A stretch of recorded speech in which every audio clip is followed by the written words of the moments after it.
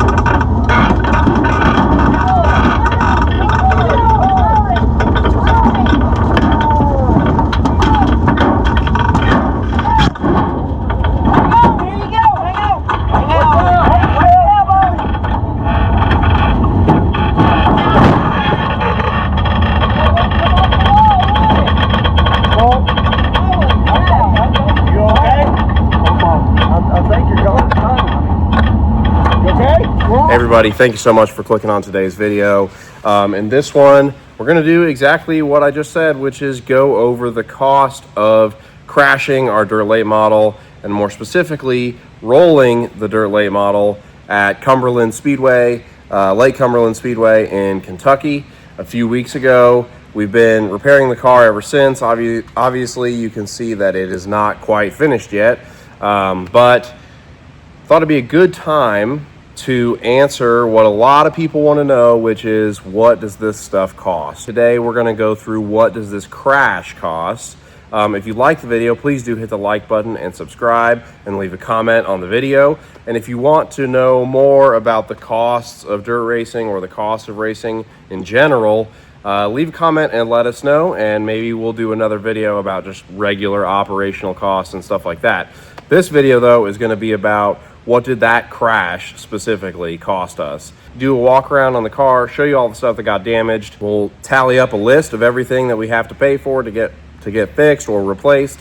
And then at the end, we'll go through the itemized list and what each thing costs and figure out a grand total. So without further ado, let's get started.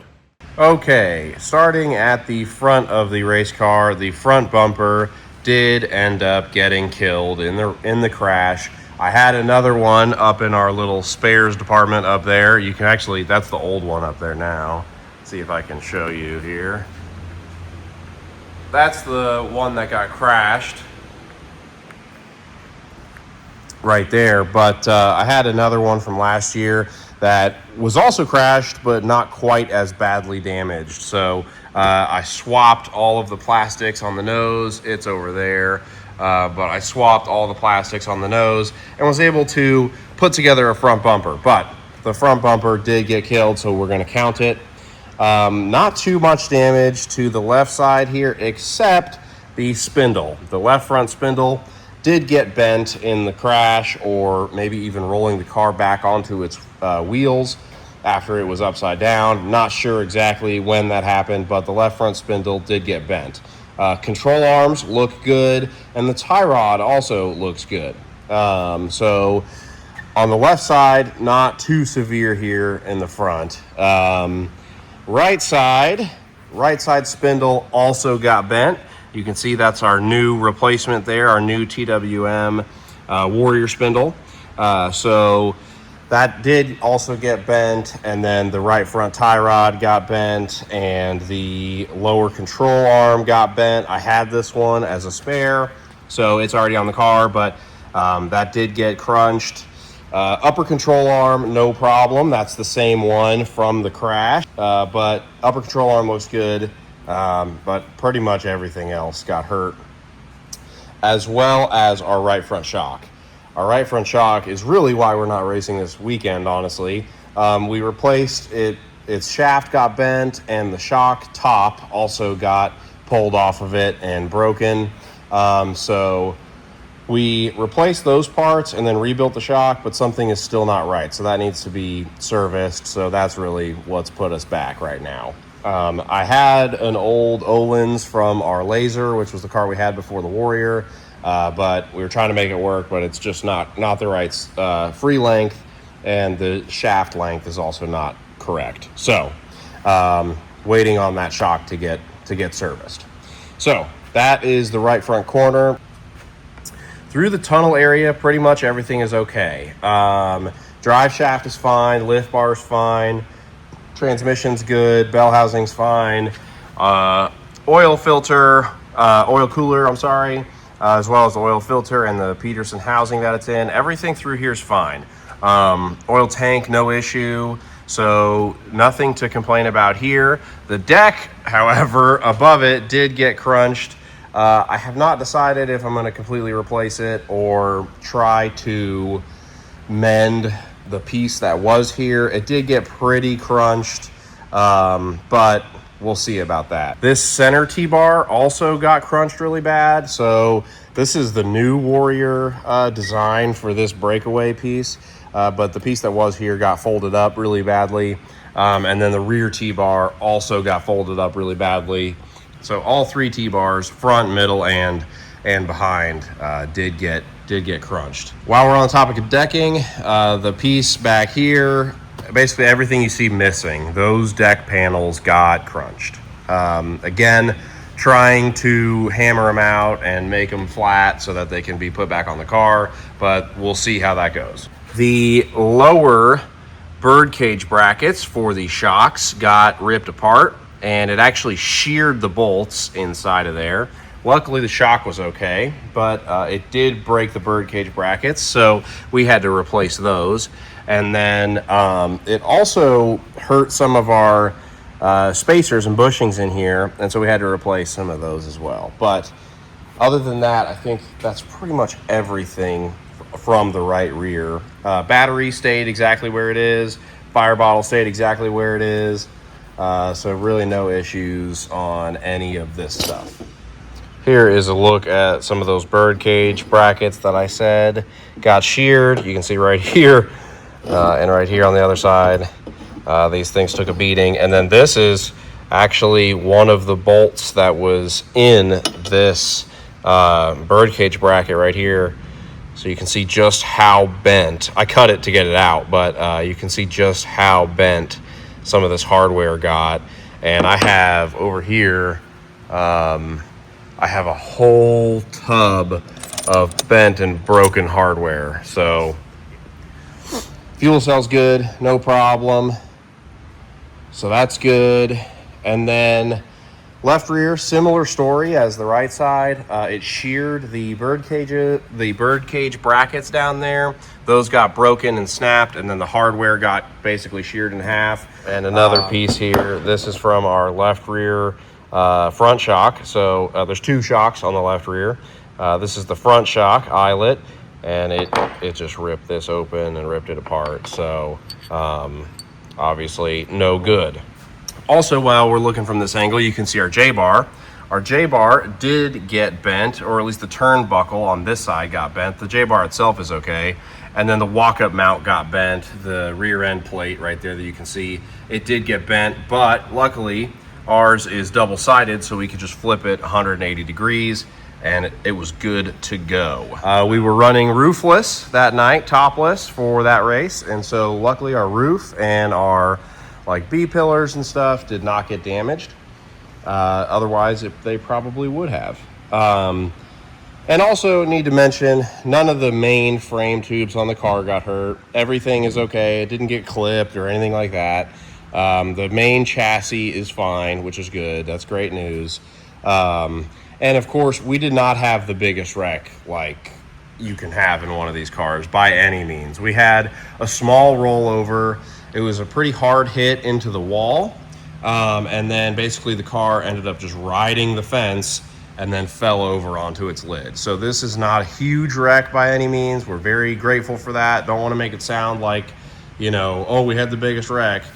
No, but it is a crash, and it's something that people always want to know about, so figured it's a good opportunity anyway. Okay, so time to tally it all up and figure out what the crash in Kentucky cost. First on the list, we had to buy 4 ball joint studs.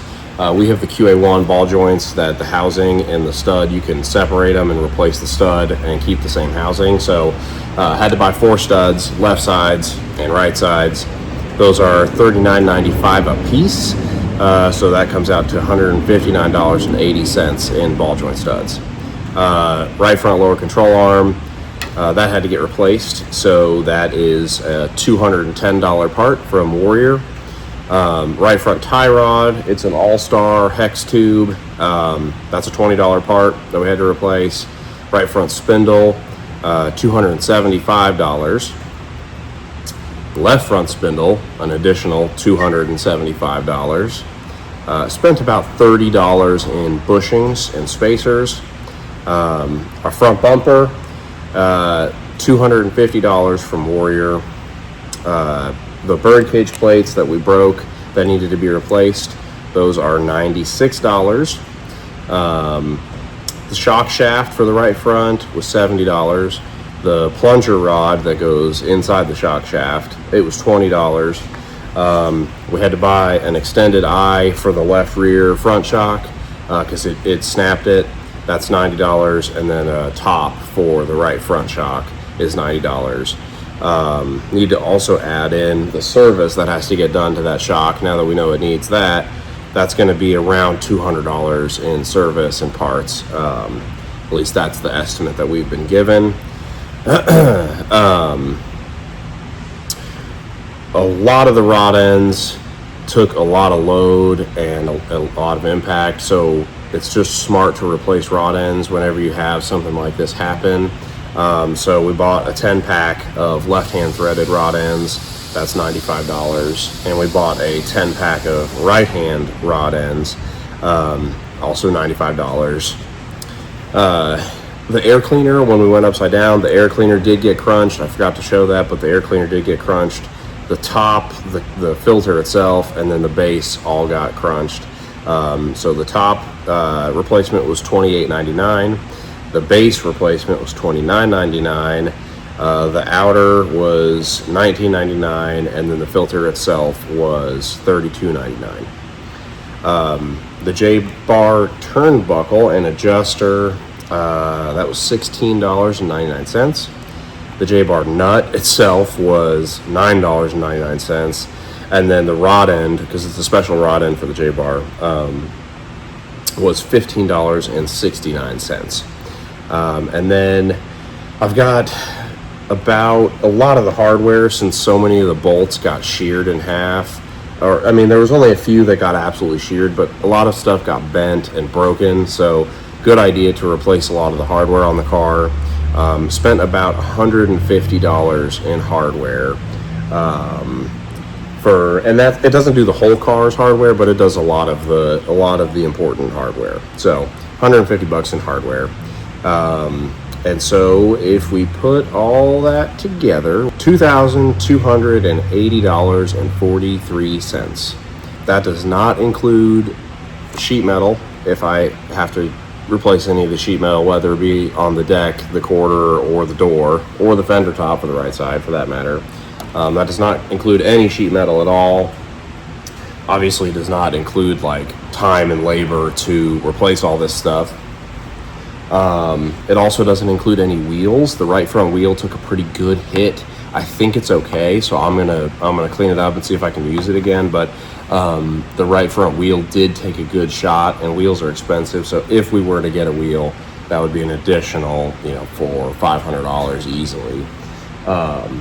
Right front or right rear also took a good hit, but I think it's okay. So there's a bunch of other consumables like that, but I think that's a pretty good estimate on what the whole incident has cost us. So there you have it. Everybody always wants to know, what does this stuff cost? So there's a little peek behind the curtain on how much it costs, at least to wreck the car.